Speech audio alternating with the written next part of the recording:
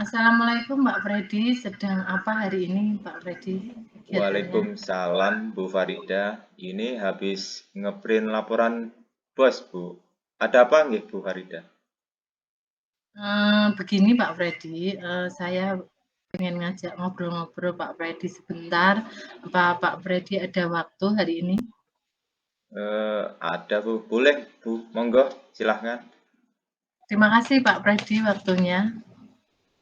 Baik Bu Farida, silahkan Bu Farida mau cerita apa ini? Sepertinya kok serius sekali. Apa yang bisa saya bantu Bu Farida? Jadi begini Pak Freddy, saya mau sharing sedikit permasalahan pembelajaran yang saya alami di kelas 4. Siswa saya itu bernama Fatan. Anaknya itu cenderung pendiam, lamban dalam belajar dan tidak percaya diri. Dia itu sebenarnya tidak nakal, namun kurang bertanggung jawab dengan tugas-tugasnya. Padahal saya merasa sudah berusaha untuk semaksimal mungkin saat pembelajaran. Tapi sifatan itu masih belum paham dengan materi yang saya sampaikan. Dan di kelas itu anaknya itu kurang antusias dalam mengikuti pembelajaran. Hasil belajarnya juga dilihat pun rata-ratanya masih di bawah KKM, Pak Freddy. Oh, jadi begitu nggih Bu. Murid Bu Farida yang dimaksud tersebut pendiam, lamban, tidak percaya diri, kurang tanggung jawab dalam mengerjakan tugas, sehingga hasilnya kurang maksimal nggih. Komplit sekali nggih Bu. Nah, lalu apa nih yang Bu Farida inginkan atau harapkan dari obrolan kita siang hari ini Bu? Sebenarnya tujuan akhir saya yang saya harapkan dari obrolan hari ini, Pak Freddy, saya ingin mencari solusi bagaimana agar murid saya itu ke depannya itu bisa lebih bertanggung jawab dengan tugas-tugas yang saya berikan di kelas, kemudian lebih aktif lagi dalam mengemukakan pendapat dan lebih percaya diri dari sebelumnya. Sehingga saya itu berharap dengan meningkatkan keterampilan itu, semua nantinya akan meningkat juga prestasinya dari si Fatan. Oh, nggih. Kira-kira menurut Bu Farida sendiri, apa sih yang membuat anak tersebut tidak percaya diri dan malu untuk mengemukakan pendapatnya? Kalau menurut saya Pak Freddy, anak itu masih belum memiliki keterampilan untuk berpendapat, juga malas untuk belajar. Sering tugas-tugasnya itu tidak terselesaikan. Saya cek ke guru mapel yang lain, guru agama, guru penjas, ternyata sama juga. Berarti permasalahannya bukan hanya ketika saya ajar saja, tapi memang permasalahannya ada pada diri anak itu. Jadi dia itu kurang bersosialisasi, kurang percaya diri, dan malas belajar, dan kurang bertanggung jawab. Oh, begitu nggih. Nah, menurut Bu Farida, apa saja yang bisa dilakukan untuk bisa mendorong anak tersebut supaya dia bisa berani mengemukakan pendapatnya di kelas Ibu?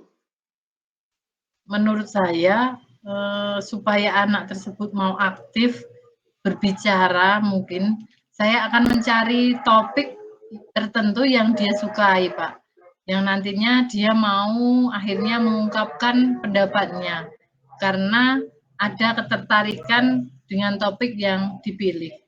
Wah, saya sependapat dengan Bu Farida. Dengan topik yang dia sukai, nanti pasti lebih menarik perhatiannya, sehingga bisa memancing anak tersebut untuk ikut berbicara gitu. Lalu, menurut Bu Farida, supaya anak tersebut tidak malas belajar, apa yang bisa Bu Farida lakukan? Apa ya Pak Freddy? Mungkin yang bisa saya lakukan pertama, saya akan melakukan pendekatan secara personal, secara eh, langsung kepada anak, berbicara dari hati ke hati untuk mencari tahu alasan kenapa si Fatan itu malas belajar. Saya akan menyemangati, dan mendorong supaya anak tersebut bisa lebih tekun dalam belajarnya. Saya juga akan berkomunikasi dengan orang tuanya, untuk menjalin kerjasama dalam memantau dan mendorong anak tersebut untuk lebih giat lagi belajar di rumah. Mengingat waktu, saya itu terbatas di sekolah, sehingga perlu kerjasama dengan orang tua dari si Fatan itu untuk ikut memantau belajar anak tersebut baik di rumah maupun nanti di sekolah dengan saya. Baik Bu, nah terkait dengan tanggung jawab, menurut Bu Farida, supaya anak tersebut bisa bertanggung jawab dengan tugas-tugasnya, apa yang akan Bu Farida lakukan? Saya pikir, saya akan mengingatkan kembali dengan keyakinan kelas yang sudah disepakati bersama dengan anak-anak, bahwa perlunya tanggung jawab dalam mengumpulkan tugas ada dalam keyakinan kelas yang telah kita buat bersama-sama dulu waktu di awal pembelajaran. Nah, betul sekali Bu, saya yakin nanti bila solusi-solusi tersebut bisa dilaksanakan dengan baik, pasti akan membawa perubahan besar dalam anak tersebut. Nggih. Kira-kira adakah kemungkinan mengalami hambatan selama proses perubahan diri pada murid tersebut, Ibu? Hambatan yang muncul saya rasa, dari diri anak itu sendiri ya Pak Freddy. Mau tidak kira-kira untuk berubah. Nah, saya ingin tahu nih, bagaimana caranya Ibu Farida mengatasi hambatan tersebut, Ibu? Tentunya harus ada motivasi intrinsik ya Pak, dari dalam diri anak itu untuk bisa meningkatkan rasa percaya diri untuk berpendapat, bertanggung jawab, dan mau bersosialisasi dengan orang lain. Supaya nantinya pelan-pelan akan berkurang rasa malunya. Baik Bu Farida, dari beberapa solusi tadi, terus sekarang apa rencana Ibu Farida untuk mencapai tujuan tersebut, Ibu?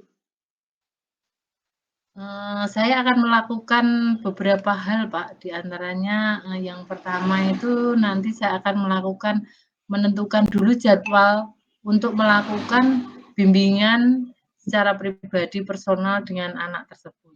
Kemudian yang kedua, saya juga akan membuat perencanaan pembelajaran dengan topik sesuai minat atau pembelajaran yang berdiferensiasi sesuai dengan minat anak, serta dapat merancang kegiatan yang bisa membuat murid tersebut bisa bersosialisasi dan berpartisipasi aktif pada proses pembelajaran.